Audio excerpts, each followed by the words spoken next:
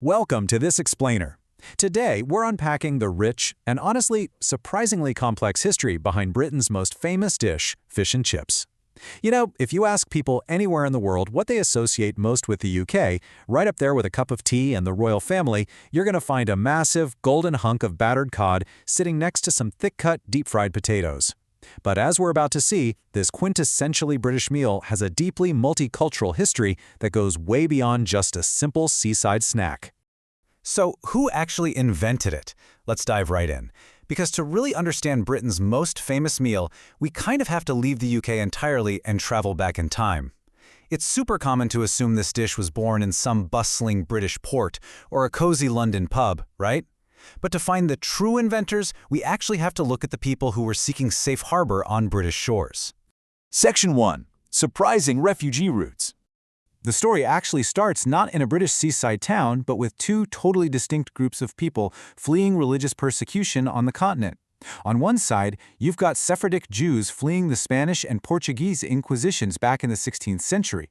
They brought over a dish called pescado frito, basically white fish coated in a thin layer of flour and fried in oil. This was specifically made on Fridays so it could be eaten cold on the Sabbath, mostly because the batter preserved the fish perfectly without needing hard fats like butter. Now, on the completely opposite side of the English Channel, you had 17th century French Huguenots and Belgian refugees. And they brought the concept of fried potatoes. In fact, local folklore actually suggests that slicing and frying potatoes was invented there as a substitute for fish when the rivers completely froze over in the bitter winter.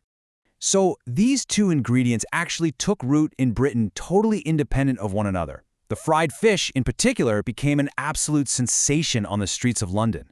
I mean, it was so popular that when Thomas Jefferson visited the city, he famously wrote about eating fish prepared in the Jewish fashion. It was delicious, it was portable, and it was cheap. But here's the crazy part. At this point in history, the fish and the chips were completely separate entities. No one had put them together yet. Which brings us to Section 2, the first Chippy dispute. So, these two refugee ingredients existed perfectly fine on their own for decades, but eventually a fierce rivalry emerged over who finally had the absolute genius idea to put them together.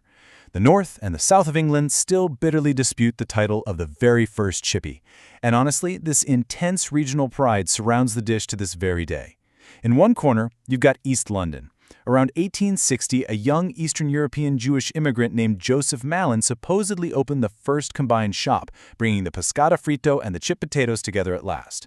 But in the other corner, the North heavily champions John Lees, an entrepreneur who started selling fish and chips out of a literal wooden hut at a Lancashire market in 1863.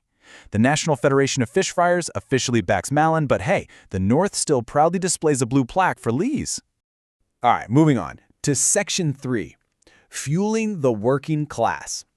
Regardless of who actually married the fish and the chip, the impact was absolutely immediate. It just exploded into the ultimate sixpenny supper for the Victorian working class. And the timing?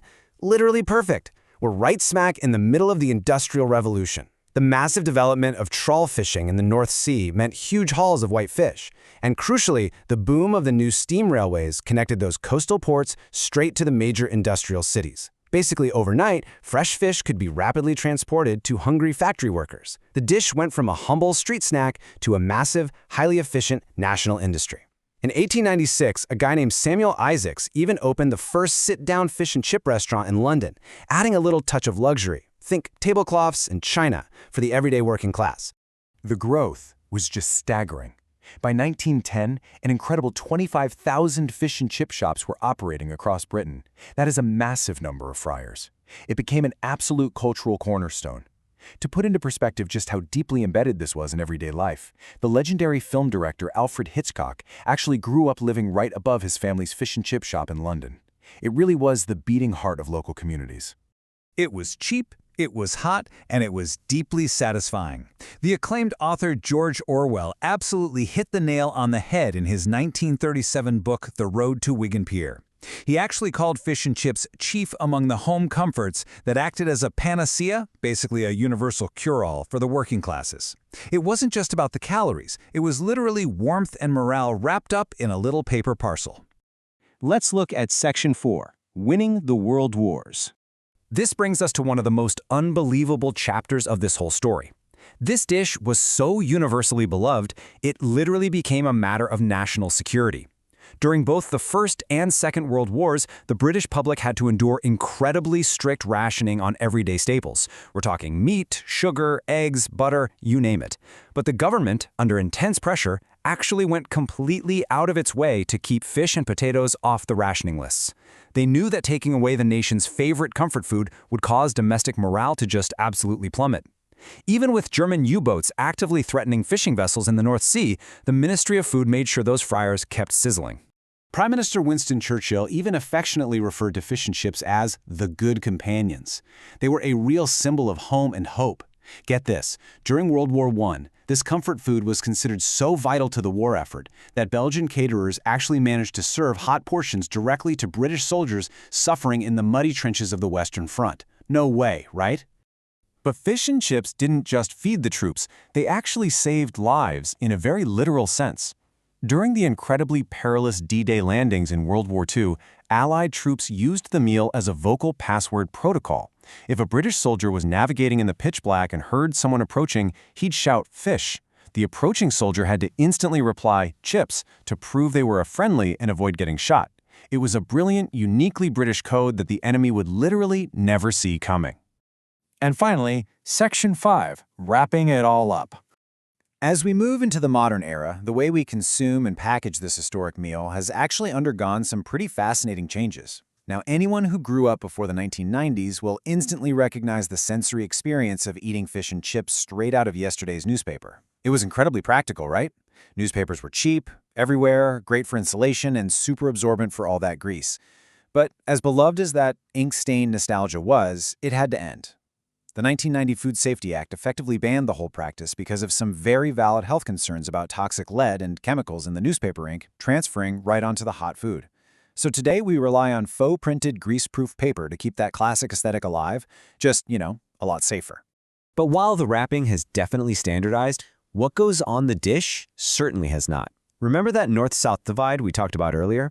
Interestingly, historians actually point to the 886 AD peace treaty at the Watford Gap, which literally divided the north and south of England, as the root of today's fierce regional condiment wars. Down south, it's strictly classic salt and malt vinegar. Head up to Edinburgh and you'll be offered Chippy sauce, which is this very specific mix of brown sauce and water. Go anywhere else and you'll find fierce, die-hard defenders of mushy peas, gravy, curry sauce, and even pickled eggs. Yet despite all this immense heritage, the seafood industry faces a very modern challenge today. Even though it's the undeniable national dish, eating fish and chips has become overwhelmingly restricted to just a weekend treat. As you can see here, the vast majority of sales happen on a Friday, which is actually a lingering echo of that original Sephardic Jewish Sabbath tradition, and Saturday. Sellers today are desperately trying to market the meal as a viable, everyday snack just to keep the industry booming throughout the rest of the week. So we've traveled from the religious persecution of 16th century refugees straight through the steam-powered boom of the Industrial Revolution all the way to the front lines of D-Day, all through the lens of a single battered piece of fish and a fried potato. It really is a true multicultural marvel. So ask yourself, now that you know its incredible survival story, are you willing to shake up your strict Friday night habit and grab a portion of history on a Monday? Thanks so much for joining me on this explainer, and I'll catch you next time.